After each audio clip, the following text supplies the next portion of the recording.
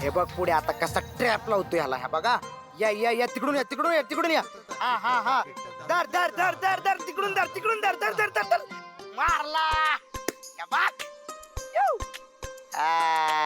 आता कसं वाचतोय बेटे. काय चाललंय तुमचं? हा, मोबाईल मुळे ना तुमच्यासारख्या पोरांचं नुकसान व्हायला लागले. दिवस रात्र बघाल तेव्हा त्या मोबाईल मध्ये तोंड घुसून बसतात. दादा मला एक बोलायचं होतं. बोल की. म्हणजे तू कावणार नसशील तर बोलतो. बोल लवकर.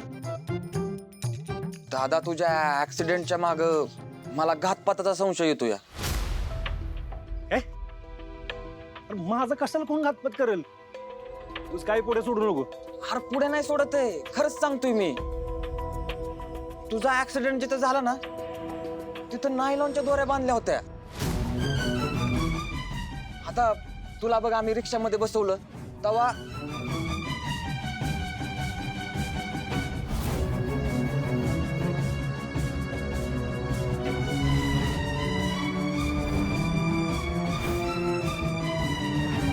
तू गाडीवरनं पडावं, तुला लागावं म्हणूनच कोणीतरी त्या दोऱ्या बांधल्या असणार आहेत ना तिथं. अरे पण माझं कशाला कोण घातपात करेल? अरे तुला माहित नाही का तुझं आणि वहिनीचं लग्न कसं झालंय ते?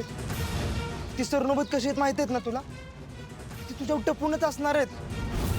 परत आपलं वरण डॅडी, ती तर कसलं चिडल्यात तुझ्यावर. दादा डॅडी पण तुझा जीव घ्यायला मागे पुढे बघणार नाहीत. अरे गुडगळ पडला काय तुम्ही? डॅडींबद्दल काय पण बोलायला नाही सांगतो तुम्हाला. डॅडी असलं काय पण करणार नाही. अरे ते काय नुसतं म्हणाल डॅडी नाहीत. अरे बापाची माया पण आहे त्यांच्यात. तो माणूस म्हणजे फणसासारखा माणूस आहे तो. तुम्हाला नाही कळायचं. डॅडी ना एक वेळ माझ्यावर राग होतील, चिडतील, पण मला जीव घेण्याचा प्रयत्न कधीच करणार नाही. माझा काय कुणाचा जीव घेऊ शकत नाही. ते राहिलं पण त्यांचं ते कोडग परग शत्रू, हा देव तर जीव घेऊ शकतो ना. अरे तो तरी कशाला घेईल? तुझा बहीण आहे त्याची. स्वतःच्या बहिणीचं कोण पुसल का असं सांग बरं. तुम्हाला ना एक गेम खेळून खेळून ना आयुष्य बी गेम वाटायला लागली. सगळी सगळ्यांनी मारत सुटतात असंच वाटतंय तुम्हाला. अरे नाही दादा. काय नाही दादा, उगाच नको तरी डोकं लावू नका. जावा दोघांनात बसा, जावा जा.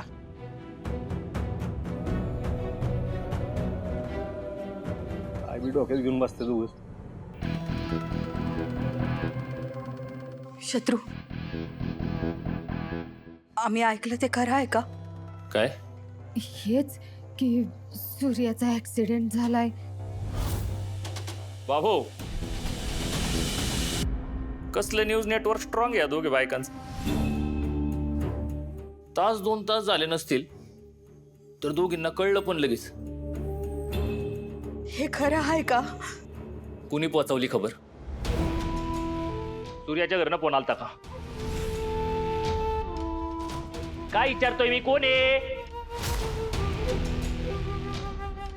मोबाईल. तो मोबाईलच असणार आहे खबरी. किती वेळा सांगितलं मोबाईल लांब ठेवत जा म्हणून. मागच्या वेळी मी डॅडींचा मार पडलेला विसरला का तुम्ही? ऐका, अजून पण येळ गेलेली नाही. डॅडींना कळलं ना तर मोबाईल सकट दोघींना फेकून देतील. सूर्याला लय नाही ना लागलं? बरं आहे का तो? जिवंत आहे. त्याच्या नशिबानं जिवंत आहे. शत्रू, या सगळ्या मग आई, तू तुझी काळजी घे ना. त्या सूर्याचं काय पडलंय तुला? त्या ऍक्सिडेंटच्या मागं कोण आहे काय आहे ना मला नाही माहित. मी असले मच्छर मारायला ना माझा वेळ वाया घालवत नाही. कळलं ना? त्याचा तो मरल आपोआप त्याच्या कर्मानं.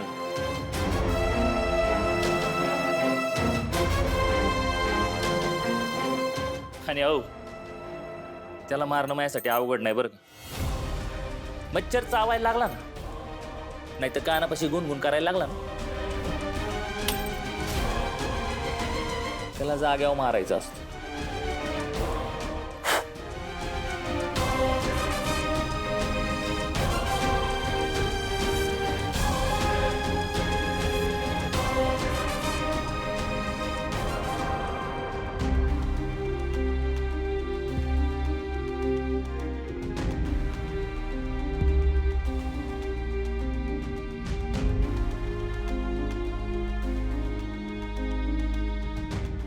भाग्या, अगं अशी एकटी का बसलीयस? अगं काय झालं? कोण काय बोललं का तुला? मला कोण काय बोललं, त्रास दिला तरी चालत, पण माझ्या दादाला जरा जरी त्रास झाला ना तरी मला खूप वाईट वाटतं, रडायला येतं. आणि आज तर त्याचा ऍक्सिडेंट झालाय. तू दाखवणार नाही, पण त्याला खूप त्रास होत असणार. हो, त्याला त्रास तर होतच असणार आहे, पण मी आहे ना, मला माहिती त्याला कसं बरं करायचं. आणि इनफॅक्ट आपण सगळे आहोत त्याच्यासोबत. आपण नाही, आम्ही आहे. तू आत्ता आहेस, पण नंतर नसणार. मी खरं बोलते ना वहिनी? तुळजा वहिनी, तुला राग नसेल येणार तर एक विचारू? तुम्ही का ओढला दादाला यात? त्याची काय चूक होती? तू प्रेम केलं होतंस ना सिद्धार्थवर, मग तू आणि त्याने मिळून तुम्हाला हवं ते करायचं ना. ते दादाच्या मागे का लागलं? तुमच्यामुळे दादाला काय काय सहन करावं लागतंय. तुला वाटतंय तुझं आयुष्य खराब झालं, पण दादाचं तरी काय? त्याच्या वाट्याला काय आलंय सांग ना. अख्ख्या गावासमोर डॅडी आणि शत्रूंनी त्याला मारलं.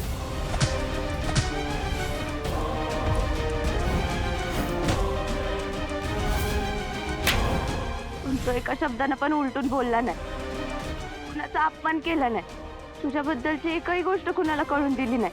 मागच्या काही दिवसात मी माझ्या दादाला रोज मनातल्या मनात तडफडताना बघितलं.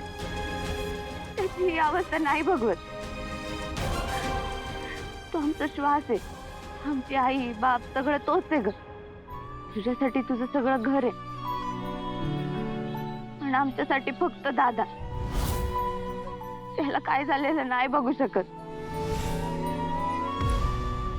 तुझं दुःख कळतंय मला भाग्या. खरंच सूर्याला खूप सहन करावं लागतं. मी यात त्याला ओढायला नको होतं. तुला मी खूप स्वार्थी वाटत असेल ना भाग्या, पण माझ्यावर विश्वास ठेव. मी सूर्याचा फायदा घ्यायचा या हेतूने कधीच वागले नाहीये. पण आता मला जाणवतंय माझ्यामुळे त्याची किती फडफड झाली. पण त्यावेळी मला काहीच सुचत नव्हतं ग. मी माझ्या घर नावाच्या तुरुंगात अडकले होते. तू बरोबर बोललीस, माझ्याकडे खूप लोक होते, पण माझ्यासाठी ते काहीच करत नव्हते. दोन्ही आयांचं डॅडींसमोर काहीच चालत नाही. आणि शत्रू तर सेम डॅडींसारखा वागतो. त्याला माझ्या मनाचं काहीच पडलेलं नाहीये ग. आणि डॅडींसाठी तर मुलीपेक्षा इज्जत महत्वाची वाटते. मला न विचारता, मला समजून न घेता त्यांनी माझं लग्न ठरवून टाकलं. आणि या सगळ्यातून बाहेर पडायला माझ्याकडे सूर्या हा एकच आधार होता. तू इथं का आलीस? शहरातच राहायचं ना, तिथं सगळं तुझ्या मनासारखं झालं असतं. इच्छा तर तीच होती माझी, पण माझ्या इच्छेला विचारते कोण? मला तर शहरात प्रॅक्टिस करायची होती, माझी स्वप्न पूर्ण करायची होती. पण आमच्याकडे डॅडींचा आदेश आला की ते म्हणतील तसं वागावं लागतं. अचानक एक दिवस एका फोनवर बोलवून घेतलं त्यांनी मला. तुळजा, तुला कायमचं घरी निघून ये असा निरोप दिलाय मालकाने. आई, पण माझी इंटर्नशिप बाकी आहे अजून. तू नाही आलीस तर ते तिकडे येतील. मी म्हटलं गावी यावं, त्यांना समजवावं. पण मला कुठे माहित होतं की त्यांनी माझ्यासाठी एक छानसा पिंजरा बघून ठेवलाय, सत्यजित सरनोबत नावाचा. मी इथे आले आणि त्यांनी मला सांगितलं की आता प्रॅक्टिस नाही करायची, सरळ लग्न करायचं. मी त्यांना समजवायचा खूप प्रयत्न केला, पण त्यांनी मारून, बंधनं घालून, रागवून मला लग्नासाठी तयार केलं. तुला डॉक्टर म्हणून काम करून नव्हतं द्यायचं, तर डॅडींनी कशाला एवढं शिकवलं?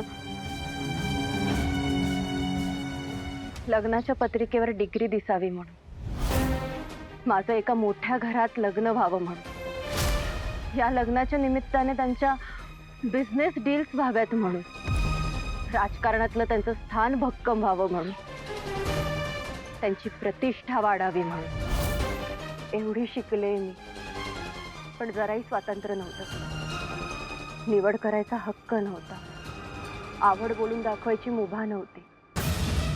उंबरठा ओलांडण्याची परवानगी नव्हती. बोलायला मोकळेपणा नव्हता.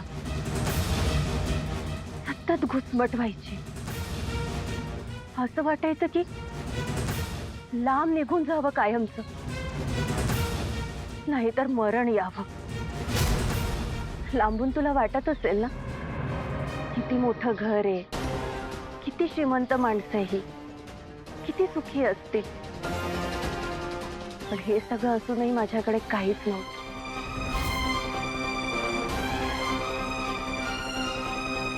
आत्ताही काही नाहीये. पण तुमच्या दादाच्या रूपात तुमच्याकडे संपूर्ण जग आहे. सुख आहे, समाधान आहे. भाग्या, मी शब्द देते तुला, काहीही झालं तरी तुमचा श्वास असलेल्या सूर्याला मी काही होऊ देणार नाही.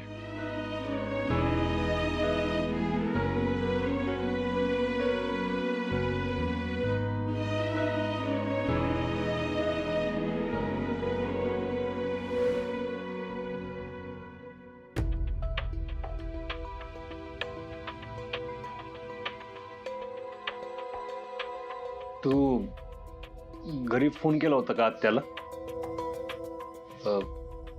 काय म्हणली ती? बरे आहेत ना दोघी? हो. डॅडींचा राग गेला का ग?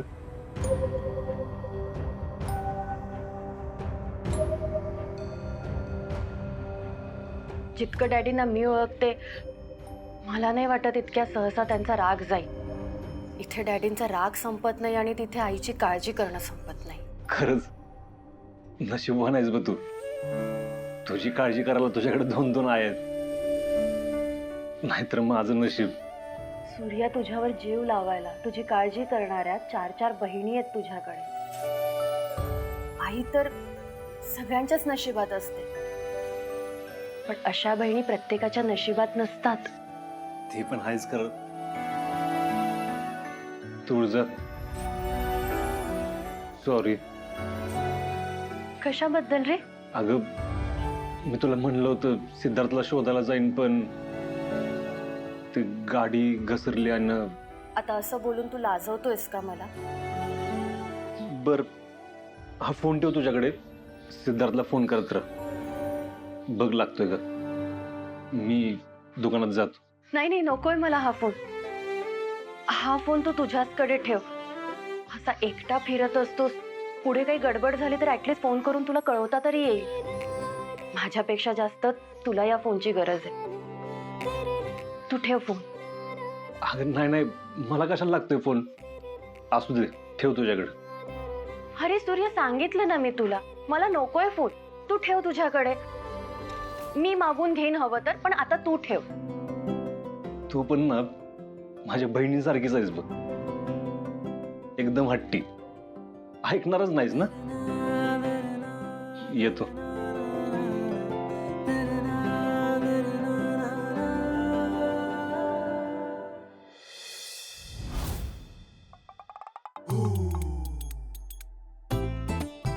ए धने, हळू काढतो फोन, नाही तर एवढा महागाचा हंडा तुझ्या डोक्यावर पडून तो हंडा चेपायचा.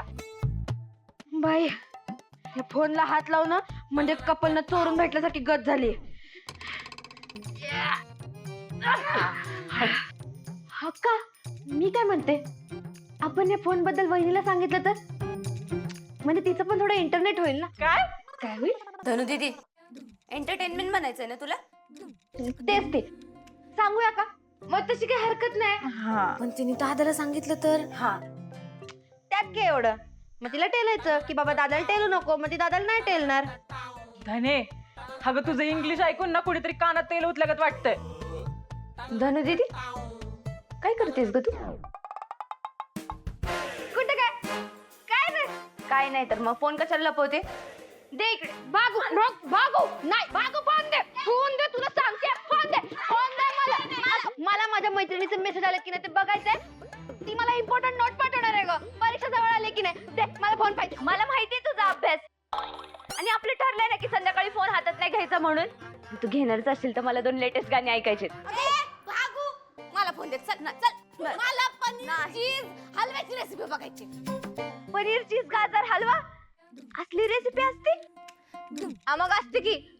मागच्या वेळी अक्काने फोन ओढला म्हणून मला बनवता नाही आलं. आता ह्या रविवारी मी करून खायला घालणार होते. बरं झालं अक्काने फोन काढून घेतला, नाही तर तुझ्या पनीर चीज गाजर हलवा खाऊन आमचं पोट बेजार झालं असतं. नाहीतर काय.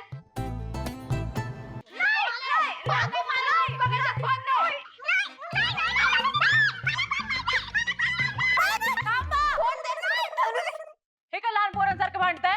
तुमच्यापेक्षा ना शाळेतली पोरं परवडली. नुसता कालवा लावलाय घरात. अरे तुळजा आली आपल्या घरात वहिनी म्हणून, ती काय विचार करल? दादाने हे संस्कार केलेत आपल्यावर. हा आणा इकडे तो फोन. आता कुणाला मिळणार नाही हा मोबाईल. मला शाळेतल्या बारक्या पोरांचं शिक्षणाचे व्हिडिओज बघायचे. आपल्याला दम देऊन आपल्याला जेडत काढून गेली. पक्की अक्का.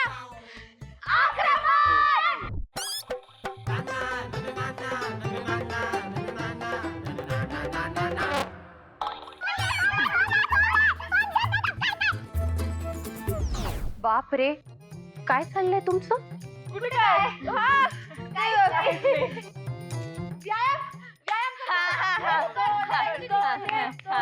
असं सामूहिक व्यायाम आहे ना हा. आम्ही रोज करतो. मग मला बघून तुम्ही अशा अचानक का शॉक झाल्या? मजा मजा. हसत खेळत राहायला पाहिजे ना सगळं.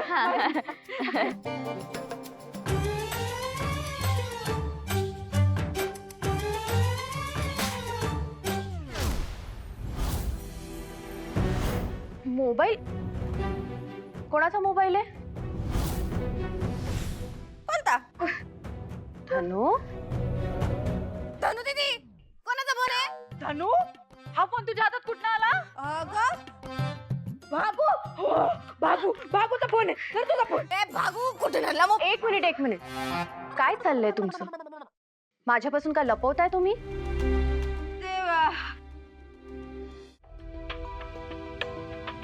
हो, हे आमचं टॉप सिक्रेट आहे. हा आमचाच मोबाईल आहे, पण आम्ही तो लपून वापरतो. का?